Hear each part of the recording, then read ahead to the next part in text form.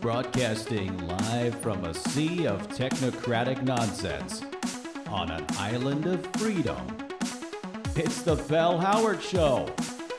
And now, here's your host, Bell Howard. Bell Howard. Bell Howard.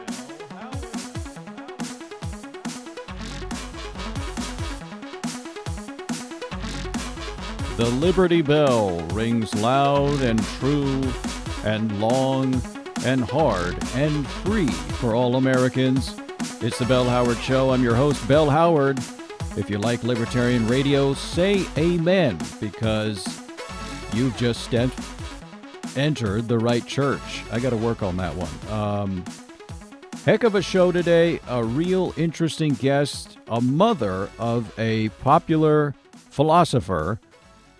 How do you like that? I mean, ask yourself if you know any modern day philosophers, first of all, and then let alone their mothers. Anyway, she's coming on later. That's going to be exciting.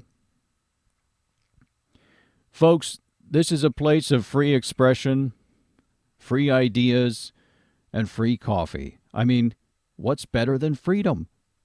You know, people always ask, which side of the aisle is Bell on the right or the left? I say, man, I'm not on either side. I'm sitting in the aisle or standing, whatever. I mean, in the aisle, you're free to move around however you want. I mean, if you're sitting on the right or the left side, you're boxed in. You've got armrests on either side. You've got those, they're kind of narrow because the theater was built in the 1800s when people were smaller. That's a fact. And now you're hemmed in. Let's be honest, you don't like those people you're sharing the aisle with. I mean, my right-wing critics say I'm too left, and my left-wing critics say I'm too right. Right? I mean, just get me out of there. I need elbow room. This guy's got to dance. The corona drama continues. I know I go back and forth on this. Did the governments or the evil scientists of the world really cook this up to damage the president's approval rating, or did a bat in Wuhan take a crap on someone's head that gave him chest pains? I mean, which is more plausible? I don't know. The WHO sure isn't helping. They haven't made a record in decades. And the World Health Organization isn't making matters any better. Today they say wear a mask. Tomorrow they say wear a mask with a face shield. And then the next day they say masks don't work. I mean, does anyone know anything? How are we supposed to listen to the experts when they keep changing their mind? Whether this is real or not, I know I go back and forth on this all the time. But you know what? I still wear a mask, a face shield, and an old beekeeper's suit my uncle gave me. Rest in peace. Anyway, I suit up because what if it's real? I mean, I'm sort of agnostic here. I don't know if there's a hell or a God, so I'll just go to church anyway just to be safe. Did China invent the virus? I don't know. How can I know? Can you invent a virus? I mean, who is inventing viruses? How do you get that job? Hey, good job on that virus, Tim. You know, I'm going to need you to work weekends. We're really pushing for yellow fever 2.0 by Christmas. Get on that, Tim. Is that a job? Whatever it is, we are setting aside liberty as an apparent sacrifice to the greater good. You know what it is? It's like our freedom is being held in escrow. You know when you're buying a house and you give your money to a third party, and when all conditions are met, you close escrow and the deal is done. Once Corona clears, we get our freedom back. That's the deal. They've got our freedom in escrow. Now, how do we close escrow and get our freedom back? Well, it's going to take time, our money, without any income. Some people don't work. It requires our sacrifice uh, of our need to socialize. We have to stay inside, can't socialize, and we're social animals. Most of us. I don't think my wife is. We went to a restaurant a while back, and she asked the host, "Is there a table behind a plant?" And he said, "Excuse me?" Anyway, it was a Japanese place, and they happened to have a large bamboo plant, and he wheeled it over in front of our table for us. What was I saying? I'll tell you what. When this deal goes through, and we close escrow, and we get our freedom and civil liberties back, the America we knew before is going to look. It's not going to be the America we knew before. I mean, it's going to look very different. Get ready for buyer's remorse. It's not going to be the house they promised you. It's not going to be that nice model home that Cindy, the 40-something real estate agent who drives a Corvette, shows you. Gives you her card and tells you there are croissants and coffee in the kitchen. And you get there and there's one left. And you ask your wife if she wants to split it, and she looks at you with disgust and says, "Just eat it." And you do. You eat it and you feel like a pig. Sorry, but back to my escrow analogy. We're promised freedom by this government, but this whole corona situation is going to change that. And when the government says it's okay to go back to normal, it ain't going to be the normal you know. It's going to be normal 2.0. So you better be ready.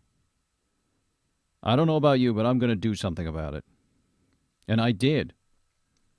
That's why I've got some exciting news. You know, the last guy I interviewed on the last show was a singer, Mikhail Petrovic, from Croatia. Anyway, he got himself his own country. He found an abandoned bus station and called it a principality. His country, his rules. That's true freedom. So it doesn't matter what the government says your freedom is. You've got your own micronation with your own rules. That's pretty sweet. And guess what? I've been saying it for years. I want an island. It's always been a dream of mine. I've always wanted my own island of freedom in this sea of liberal technocratic insanity. So guess what? I got it. I finally got it. I got my island. Well, it's not an island. It's an oil rig, and it's not mine yet. It's still in escrow. Fingers crossed. You know, Vera, my wife, is she's doing a great job of containing her excitement, but she's always been on board. This was one of the conditions of marriage. You're going to have to secede from the union with me, honey. That was one of my conditions. I asked her, did you ever imagine growing up in Alberta, Canada, that you would one day co-found your own country on an oil rig with an American radio guy? I mean, you gotta laugh sometimes. She didn't. She kind of remained silent for a few moments and then walked away, but that's her way. I get it. I got an oil rig. I'm so excited. And a micronation, just like Sealand. Have you heard of Sealand? These guys declared an old helicopter landing pad out in the water off the coast of England. They declared it a country, a sovereign nation. No plumbing. You just got to go over the edge. That's got to be rough, though. If you wake up in the middle of the night and have to tinkle, it's 100-foot drop to the sea, and you've got the wind at your back. You're still half asleep, trying to do your business, barely awake, kind of teetering on the edge there. Well, that's really cool. You've got your own country. I mean, you can do this if you want to, if you really set your mind to it, and be truly free, people. You know, I don't know what I'm going to call my country yet. Maybe Bell Island. I mean, that has a nice ring to it, I think. But what was that, Wes? Hey, we got a call. Oh, good. It's from my realtor, Cindy. What's that? Well, she's parking now. Got to pull that Corvette off the side of the road. But this is great. This is exciting. Let's check in with Cindy and see what she has to say. Cindy, are you there? Morning, Bill. Is it morning or afternoon? Blah, scramble brain. It's your favorite neighborhood realtor, Cindy. As if you didn't screen calls on your show. I know you're busy. Cindy, yeah, well, a little bit, but it's good to hear from you. I want some good news. Tell me I've got an oil rig and my own sovereign piece of property in this godforsaken world, Cindy. Oh, I wish I had good news, but that's for another day. Unfortunately, we can't close escrow yet. Yet, Bill. Bit of a hiccup. The baby's spit up on his bib a little. Okay. I did my research. I went on Wikipedia and YouTube. I mean, what does a guy have to do to secure some property and declare it a sovereign nation? Well, your Freedom Island, I just found out today, is being seized by the feds. What? What was that? The feds? What do you Okay, mean? I've done all I can, but it's the FBI, Bill. Your oil rig, turns out, is a seized asset in an investigation involving a drug cartel from a guy from Venezuela. So, little snag. Well, wait a second, Cindy. I mean, how did we not know this going in? The seller wasn't 100% transparent with me, and we've been just emailing back and forth, and I didn't get a good look at him. Cindy, I'm sorry, but I mean, uh, you're a realtor. I mean, this is part of your job. I mean, your job is to sort of assess the situation, and you're supposed to be, realtors are supposed to be savvy people and good readers of people, right? Bill, I think you'll agree we didn't have a lot of time on this. I mean, you really pushed.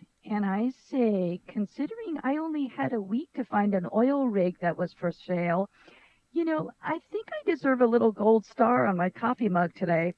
A gold star in your who gets a gold star on their coffee mug? I don't understand. Listen, what can I do here, Cindy? What is the best course of action? There's a chance that the government will take full possession of this property after this investigation, and then we can negotiate with them. I mean, they sort of hold all the cards here. Yeah, they always hold all the cards here, Cindy. I mean, the game is rigged, Cindy. They always hold all the cards. You know, every time I come this close to tasting real liberty, I just want my Liberty Island out on the ocean, and the feds just snatch it away every time they come between me and true freedom.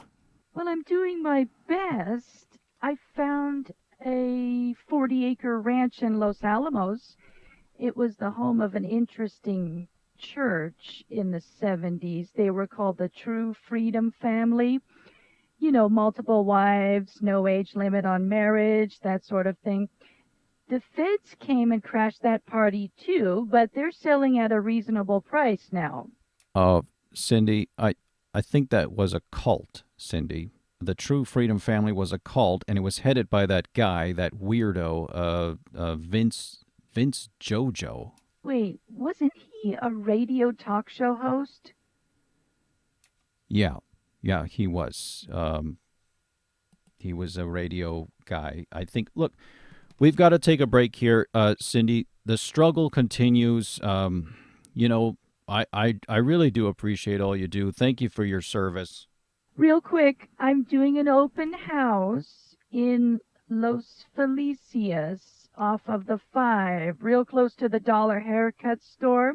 Follow the signs. I've got croissants and coffee. All right. Well, make sure you buy extra this time, Cindy. Bye, Belle. Okay.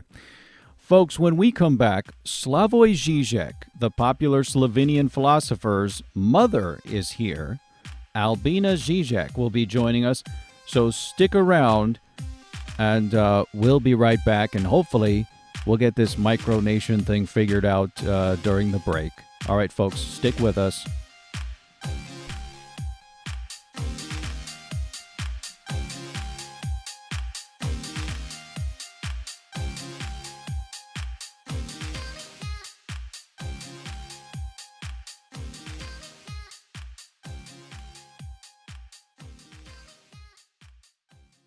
Hey, it's Bell Howard now talking to the men. Hey, fellas, you know women aren't the only ones who can benefit from the snug fit and added confidence of a good bra. That's why 25 years ago, Satoshi Sakamoto started Adam's Secret, Bras for Men. He started designing bras for sumo wrestlers.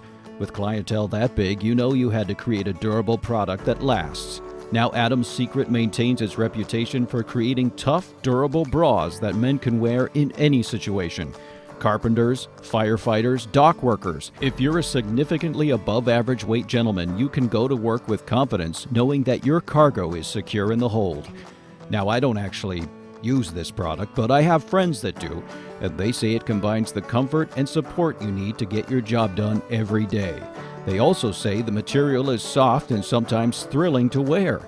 Again, I don't know anything about that. I've never worn alternative undergarments, but other friends claim it really feels great, and its memory foam technology means you always have the perfect fit.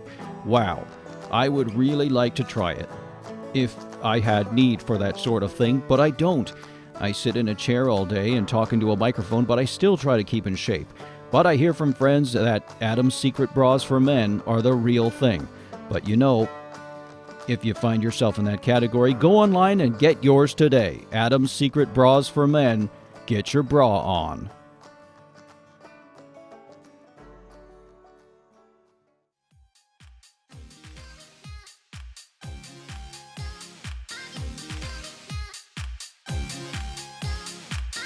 It's the Bell Howard Show, 888-888-8878.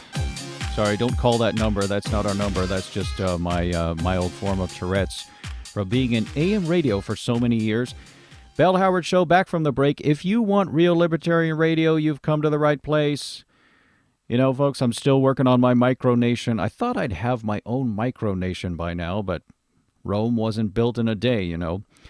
Anyway, all right, so now on the phone, we have a very special guest. Her son is a famous Slovenian philosopher, Slavoj Zizek. You may have seen him on YouTube. Slavoj, however, is a communist.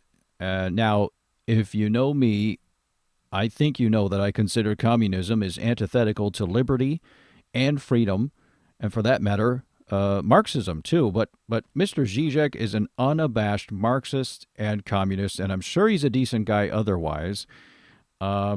I don't want to say anything too bad about him. I mean, his mom's on the line here. But since we couldn't get him on the line, we got someone even better. His mother, Mrs. Zizek. Mrs. Zizek, are you there? Yes, I am here, and it is an honor, truly. And might I add, you are the last voice of reason in America. Well, that's very nice of you to say. And it's an honor to have you. Mrs. Zizek, what is it like to have a philosopher for a son and a communist at that? Well, the media says he is an exciting breath of fresh air. He is a rock star in the philosophy world. But I know that this communism thing is just a phase. It's just a phase. So you think he's going to grow out of it? I mean, he's a big boy now, though. Isn't he almost 70 years old? Yes, but here is a story that I'm sure will embarrass my son. I came home and he was sitting on the couch. I'm sorry. What? He was what? He was sitting on the couch and Mrs. Zizek, I'm sorry. I don't know what radio is like in Slovenia, but here certain words are off limits. Why did he do that on the couch? Was he not potty trained? no, sitting, S-I-T, just sitting on. It is my stupid accent, you know. SIT. I'm so sorry. Please continue. So he was sitting on the couch. I'm so sorry. No, don't apologize. I misunderstood. So go ahead. He was reading a book. It totally shocked me. Do you know what it was? Do you know what he was reading? I guess it was something out of character for the young communist. I don't know, Ayn Rand or something like that. No, it was Patriot Games by Tom Clancy. The truth is, my son always wanted to be a fiction writer of the thriller genre, but it was hard to write simple prose for him. Yeah, I'll say, I took a look at some of his books, and he writes in very obscure language. It's kind of, I mean, here's an example. One of his books is called Sex and the Failed Absolute. And here and one of the chapters is titled Reality and Its Transcendental Supplement. I mean, check please. I mean, I does this guy get out much? Look, let's be clear. Nobody reads his books, but they buy them so they can appear smart, you know. I tried to read his book, but I failed. I totally failed. I always tell him, you should write a bathroom book. You know, a book I can read in one sitting. Uh, Sitting, right? S I. Yes, of course. You know what I love? It was these bathroom books in the 90s. They were like soft cover encyclopedias that had little descriptions of everything engineering, how to make love, and so on and so on. Then, while you are sitting on the throne, as it were, you can learn about anything. That is true education.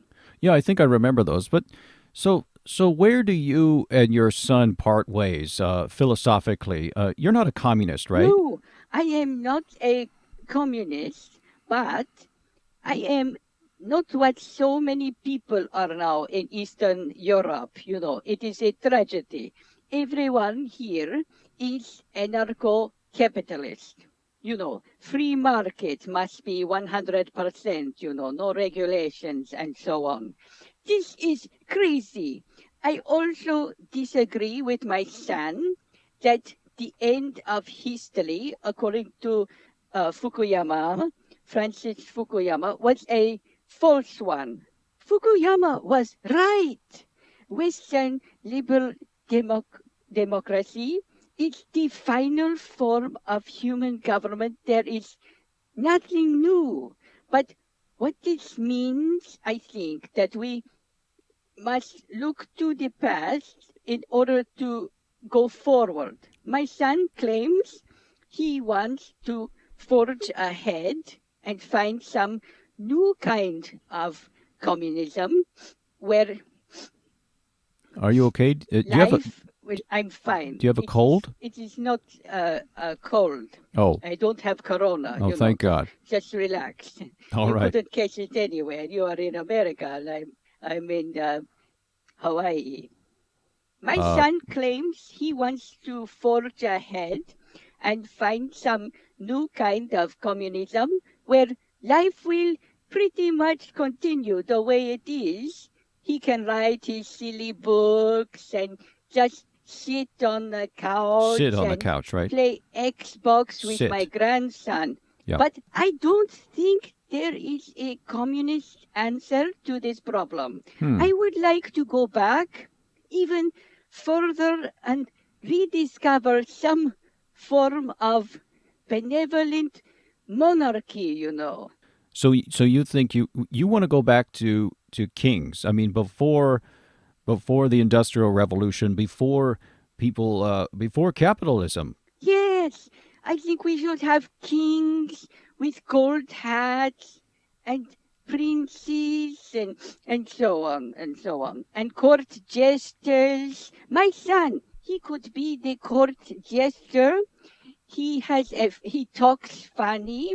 He always sniffs his nose and grabs his shirt. Oh, his shirts are horrible.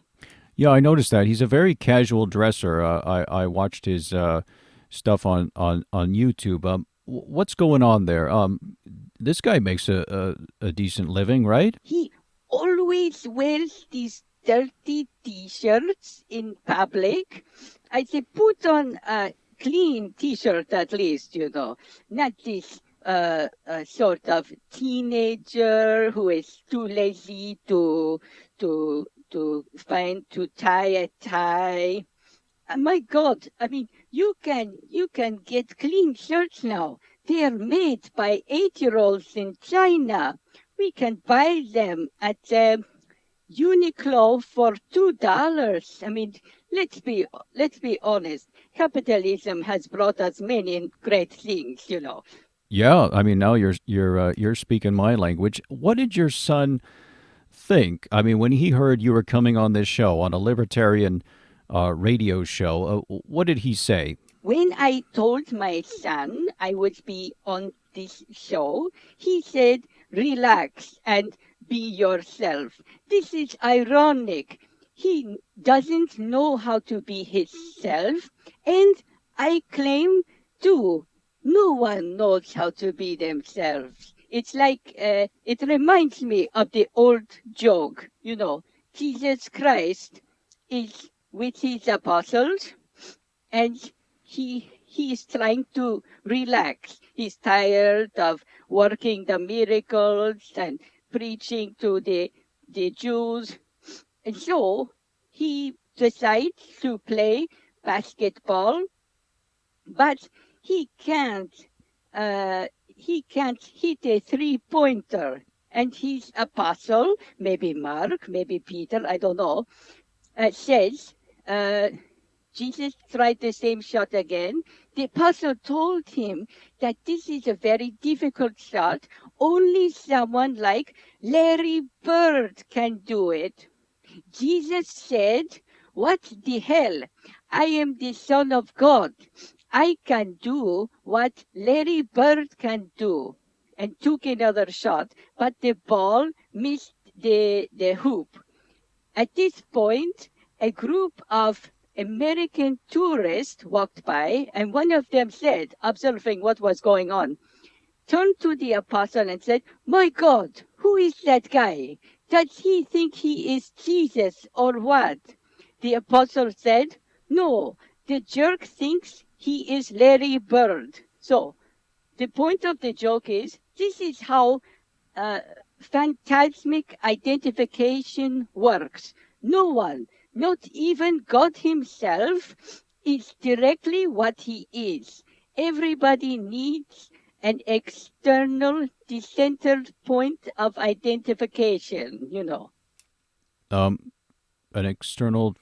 I didn't quite follow that last part, but anyway, you've given us a lot to think about. That's for sure. And I want to. I really appreciate you taking the time today, Mrs. Zizek, and coming on this show, And so on, and so on. and so on. Yes. So, and I appreciate you taking the time. Thank you so much. Thank you so much. All right, folks. That was Mrs. Zizek. What an interesting interview, and her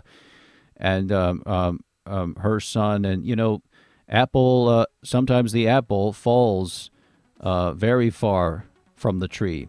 Well, it doesn't fall far from the tree. It falls next to the tree, and it just kind of rolls, and it keeps rolling and rolling and rolling. But thanks for tuning in today, folks. I'll see you next time. Next time we've got another great show for you, and hopefully I will have a Micronation at that time, and maybe I'll be broadcasting the show from an oil rig with just a crew of 4. That'll be me, Wes, Vera, and my cat, who will, of course, be the general in our army. So, folks, until next time, stay safe, stay sane, and stay free. This is Bell Howard signing off. Bye now.